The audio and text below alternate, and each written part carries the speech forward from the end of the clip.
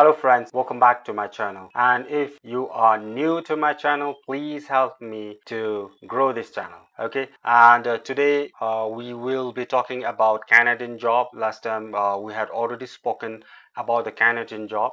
So today we'll look into the depth, how you can apply, what will be your benefit, which are the recruiters you should look for, what is the procedure. So we are going to see in depth.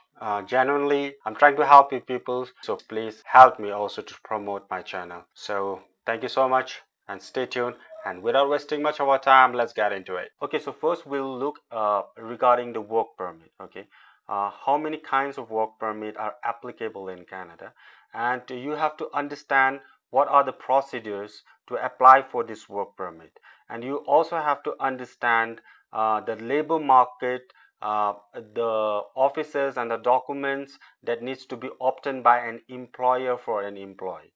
Okay, so please understand that there are many different options for obtaining a Canadian work permit. Some work permits require a job offer from a Canadian employer. Some requires that employer provide a labor market impact assessment, while others require that a person has some sort of connection to Canada, like previously he was studying there, or maybe he has a spousal sponsorship and etc. So first thing, you have to understand what is labor market impact assessment. So today we'll learn about LMIA. Okay, very important. LMIA. What is LMIA, and how does this LMIA helps you? What is genuinely the work of LMIA? You have to understand what is LMIA. Okay, so LMIA, which is Labor Market Impact Assessment, is a document. Please understand, it's a document issued by ESDC.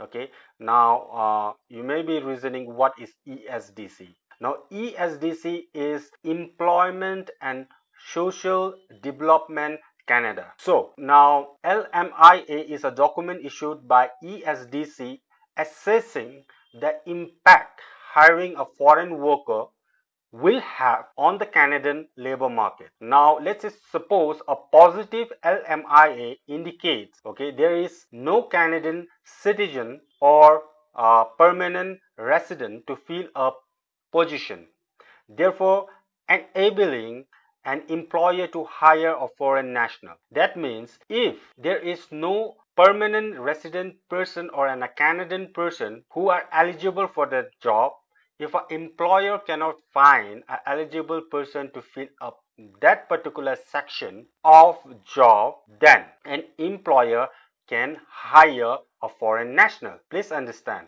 that is through LMIA. Now, a negative LMIA indicates that a position should be filled by a Canadian citizen or a permanent resident. So now we understand what is LMIA. Now we are going to see how the work permit which best suits your qualification. Okay, but then requiring of labor market impact assessment is necessary for this. We are going to talk regarding the LMIA, how an employer can hire a foreign national, and when it is necessary, mandatory for LMIA documents to be obtained. Okay, and we are also going to see, if LMIA is not required for an employer to hire a foreign national. So after understanding this, you can have a knowledge of how to apply for a work permit and how does it work. Okay, so first category that we are going to look is temporary foreign worker program. So the temporary foreign worker program, that is TFWP, allows Canadian employers the ability to temporarily hire foreign nationals in order to fill shortages in Canadians labor force. Now, this TFWP, that is Temporary Foreign Worker Program, is jointly operated by two. And number one is Immigration, Refugees and Citizenship Canada, that is IRCC. And another one is Employment and Social Development Canada, that is ESDC, where we have just spoken earlier. Now, please understand that TFWP, that is temporary foreign work permit, helps Canadian employer to hire a foreign national. And it also makes sure that these foreign workers who are ever coming to the Canadian, they get the rights and protection they deserve to be safely employed in Canada. Now you have to understand that under the temporary foreign work permit, employer may hire uh, temporary foreign workers through the following streams. Okay, so there are streams, there are sections through which a foreign national can be employed in Canada. Now there are 6 sections. Okay, so the first is high wage workers, number second is low wage workers, number 3 is global talent stream, number 4 is foreign agriculture workers, number 5 is in-home caregivers, and number 6 is foreign academy. Now please understand this, it is very important to understand this. The key characteristic of a temporary foreign work permit is the requirement. So it requires a labor market impact assessment. Any employer who wishes to hire a foreign national to their country through a temporary foreign work permit must obtain, it is very important, mandatory, that they have to obtain an LMIA demonstrating, okay, they have to demonstrate that they are unable to fill the vacancy from the same country. They may be either not getting any employer who are the permanent resident or a Canadian citizen of their country. Only after obtaining an LMIA will an employer be able to officially hire a foreign national. Please understand this, okay? Enabling the foreign nationals in turn to apply for Canadian work permit or Canadian permanent residence. There do exist a number of temporary worker options which allows employers to hire workers without requiring an LMI. There are options that without LMI also an employer can hire a foreign national. Now we have to understand now what are these options. Okay, now these options are organized within the international mobility program.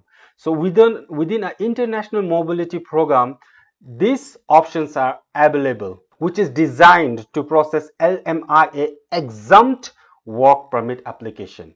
Okay, so if any Canadian employer wishes to hire a foreign national without the LMIA, now there is a provision and these options are organized within the international mobility program, and as I told you, which is also designed to process LMIA exempt work permit application. So today we'll just see only the international mobility program, and the other topics we'll discuss on the further videos, because if you are going to make in one video, it's going to be too long.